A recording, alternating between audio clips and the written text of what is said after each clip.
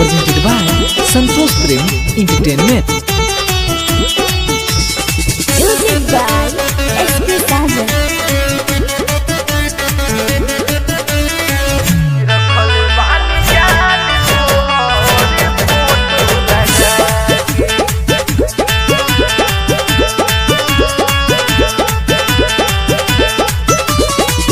दिलावा के ऊपर एगो दिल बना के, दिलावा के ऊपर एगो दिल बना के रखल बानी जान तोहर फोटो लगा के, रखल बानी जान तोहर फोटो लगा के रहिलू तू हरदम हमारा साथ में समा के, रहिलू तू हरदम हमारा साथ में समा के रखल बानी जान तोहर फोटो लगा के, रखल बानी जान तोहर फोटो लगा के।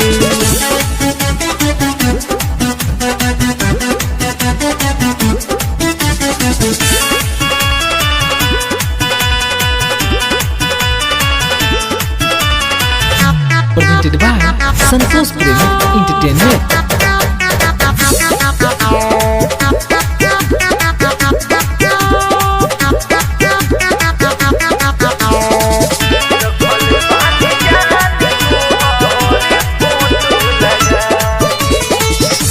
तू अइलू जिंदगी में आइल बाहर हो, बड़ा भाग्य पवल है बानी प्यारी तोहार हो, ये जानम अइलू तू जिंदगी में आइल बाहर हो, बड़ा भाग्य पवल है बानी प्यारी तोहार हो। तू नहीं मिलत तमरी जैसे मुरझा के, तू नहीं मिलत तमरी जैसे मुरझा के रखल बानी जान तोहर फोटो सजा के, रखल बानी जान तोहर के दिल में छुपा के।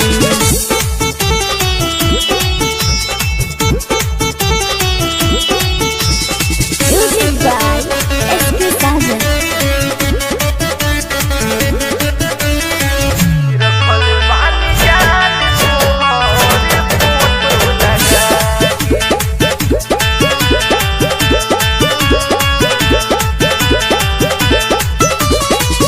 देखिले न जान तोहके बढ़ेला बेचैनी, तोहरे से हम अपन दुनिया सजहिनी।